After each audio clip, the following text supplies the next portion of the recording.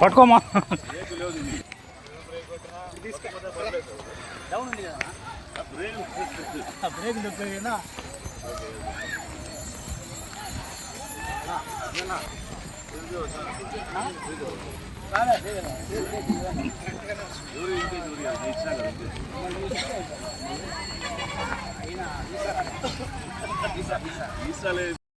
నా వంతు కృషిగా స్వచ్ఛతా కార్యక్రమాల కొరకు శ్రమదానం చేసి పరిశుభ్ర ఆంధ్రప్రదేశ్ సాధించే సంకల్పానికి కట్టుబడి ఉంటానని ఈరోజు పరిశుభ్రత గురించి నేను వేసిన నిధులు కేటాయించి ఈరోజు రాష్ట్ర వ్యాప్తంగా ఒక ఉద్యమంలాగా స్వర్ణాంధ్ర కార్యక్రమాన్ని స్వచ్ఛాంధ్ర రూపంలో ఈరోజు తీసుకువెళ్తున్నటువంటి పరిస్థితులు మనం చూస్తూ ఉన్నాం.